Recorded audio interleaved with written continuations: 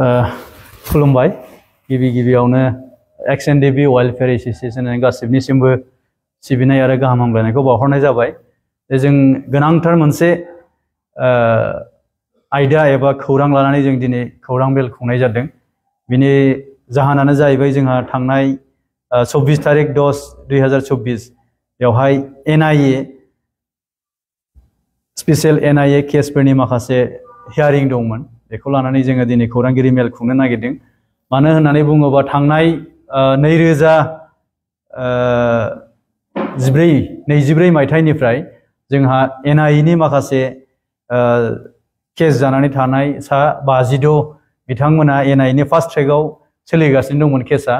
दिनै बिथांमोना फैयै दाखालि थांनाय 24 तारिख 10/2024 आवहाय बियो हियारिं जाबाय आरो मैया 30/1/2015 बेवहाय डेट अफ जाजमेन्ट जादों।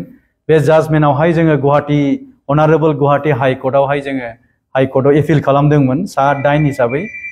सा 8 जनखौहाय जोङो गुवाहाटी हाई कर्टआवहाय बिथांमोनखौ बेल होनांगौ होननानै जोङो एपिल खालामदोंमोन।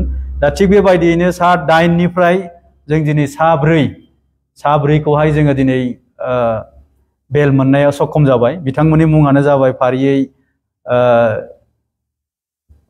अजय बसुमतारी बि बुहुम son of Balendra Basumatary village Duligaon post office Basugaon district Chirang. 2 नम्बराव दङ दिलीप बसुमतारी बि बिरबायसा son of Salendra Basumatary village Thaisoubari part 2 PS Bijni district Chirang. 3 नम्बरावहाय दङ नितुल दैमारी डि नायहाब आरो son of Jageswar Daimari village Harimbapur PS Dhekiajuli district Sonitpur.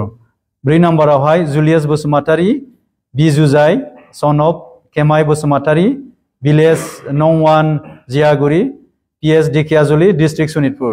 बिथांमोननि केसआ 2/2015 बिथांमोना बे केसआवहाय जानानै दंमोन। दिनै मैया 30/1/2025 मायथाइयाव बिथांमोना अनारेबल गुवाहाटी हाई कर्टनिफ्राय दिनै बेल मोनबाय। तो बिनो गोजोनथाव बाथ्रा।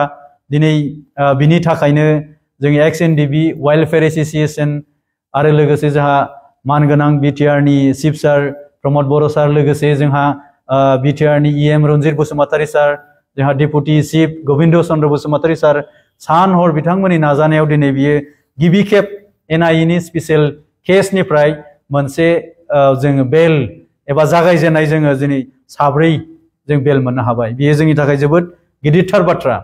दिनै बेबायदियैनो मोनफा मोनफायै केसफोरखौ फोजोबनायनि जोङो पदखेब जोङो एपिल खालामबाय थादों आरो सान हर दिनै जाय सारमोना खुंथायाव थानानै खामानि मावदों जों दिनै बिथांमोनखौबो धन्यबाद होहरदों। जों एक्स.एन.डि.बि वाइल्डफेयार एसोसिएशन हिसाबै थालांनाय माखासे जे इश्यूसफोर दंबावो जोंहा नैबे दायो माखासेया दंबावो। बिथांमोना फार्स्ट ट्रेकआ सोलिगासिनो दङ।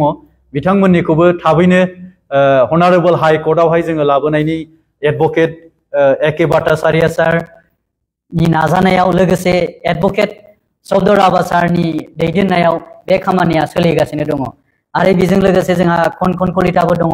दिनै बिथांमोना सान हर नाजानानै दिनै जोंनि 4 एक्स.एन.डि.बि फोरखौहाय बेल मोननायाव जाफुंसार खामानि मावदों। दिनै जों एक्स.एन.डि.बि वाइल्डफेयार एसोसिएशननि जानानै जाय बिथांमोना बे 4 बिथांमोनखौ जे बेल मोनहोबाय, बिथां एडभोकेट A.K. भट्टाचार्य सार, एडभोकेट शब्द राभा सार आरो एडभोकेट खनखन कलिता, जों बिथांमोनखौबो एक्स.एन.डि.बि वाइल्डफेयार एसोसिएशननिफ्राय धन्यबाद हरो। गोजोन्थों। बेनि गेजेरावनो जे सरकारा जेबो मावाखै होननानै मोनसे बिमुंखौ खोनादों। दा बेनि बेलायाव मा बुंनो सानो? नंगौ, थारैनो जों दिनै नुहुरो जे गुबुन एबा जायफ्रा बेरेखा हान्जा, बे बेरेखा हान्जाया अरायसम बेरेखा बाथ्रा बुंबाय थायो। दिनै बिथांमोना मेगन नुसेयावबो नुयै बायदि जानानै दङ। दिनै थांनाय 20 सेप्तेम्बर 2024 आवहाय जोङो भुटान जेलनिफ्राय लाबोनो हादों। बेबो जोंनि थाखाय बिराद गिदिर मोनसे हाबाफारि। बिथांमोना दिनैसिम जेलावनो सैसोनांगौमोन। बिथांमोननि केसआ दाबो 15 बोसोर 20 बोसोरसो दंबावोमोन। नाथाय बेखौ जोंनि मानगोनां BTR नि चिफ सारा सान हर नाजानानै हिज एक्सेलेन्सि जोंहा भुटाननि राजाखौ खावलायनानै दिनै बिथांमोनखौ लाबोनायाव सक्षम जादों। बेबो मोनसे बिराद गिदिर हाबाफारि। बेखौबो दिनै बिथांमोना नुसेयावबो मावाखै, खालामाखै। दिनैनि थारिखआवहाय जोङो नै दाखालि थांनायसो 28 जानुवारि जोङो बिटिआर गोजोन गोरोबथाखौ लोब्बा लाखिनानै जोंहा मुंख्लंफोरनो 5 लाख करि अनसुंथाइ होनाय बेबो जाफुंसारनाय बिराद गिदिर। बेबो जोंनि एक्स एनडिबिनि थाखाय दिनै आरो लोगोसे दिनैनि दिनावहाय जोङो 7 स्पेशल एनआईए केसनिफ्राय जों दिनै बेल मोनफुंनो हाबाय। दिनै बेफोरबायदि खामानिफोरखौ नुनानैबो मावाखै एबा खालामाखै एबा जायाखै होननाया बियो जोबोद लाजिनांथाव आरो दुखुनांथाव। जों दिनै जाय बिथांमोना अपोजिशनाव थानानै बेफोरबायदि बेरेखा बाथ्रा बुंनायखौ जोङो खाबजायाखै आरो जों अरायसम नुबोबाय थादों। जोंनि खुंथायाव थानाय मानगोनां प्रमद बर' सार, मानगोनां डेपुटि चिफ जोंहा गबिन्द चन्द्र बसुमतारी सार आरो जोंहा इएम फेरेंगा बसुमतारी आरो जोंनि माखासे गोख्रों बिटिआरनि इएम एमसिएलए बिथांमोना खामानि मावगासिनो दं। दिनै बेफोरावनो नांस्थाबनानै दङ आरो जाफुंसारनाया मोनसेनि उनाव मोनसे जाबोगासिनो दङ। दिनै जोंहा बारा गैलिया जे रिहेबिलिटेसन हिसाबैबो बारा गैखाला आरो नैबे एक्स ग्रेसिया हिसाबै गासै जोङो 3,111 नालाय दिनै फैयै फैयै माखासे होबाय, फारि फारियै बेबो जालांबाय थासिगोन, होलांबाय थागोन। थ' जोङो दुखु नांदों बेखौनो बिथांमोना इसेबां पजिटिभलि खामानि मावनायखौ अबे नोजोरै माब्रैयै नेगेटिभ सेन्सआव लांबाय थादों बेयो खुब दुखुनांथाव बाथ्रा आरो लाजिथाव बाथ्रा जोंनि बर' हारिनि थाखाय। बिथां रन्जन दैमारि, बे रन्जन दैमारिखौ लानानै दिनै सावरायनायनि मोनसे बिन्दो जानानै दं आरो बेखौ लानानै जे नैबे बिटिआर एकर्ड, बे एकर्डखौ गाज्रि होननानै बा जाफुंसार मोनसे एकर्ड नङा होननानै बुंनो नागिरो बिथांमोनाफोरा बुंदोंमोन। एक्सुवेलि बियो जोङो जेब्ला इउनाइटेड फराम अफ एक्स एनडिबिआवबो दङमोन, जों दिल्लीयावबो थांदों, जोङो हम मिनिस्टारनिबो जोङो गोसोखां बिलाइ होबोदों। जोङो नैबे जोङो एक्स एनडिबि वेलफेयार एसोसिएशन दानानैबो जोङो गोसोखां बिलाइ जोङो दिल्लीयाव हम मिनिस्टारनो होदों। हम मिनिस्टार सारखौबो जों लोगो लादों, खननै खनथाम जाबाय आरो जोङो अरायसम दाबि दैखांबाय थादों जे जोंहा सासे सुक्तिकारि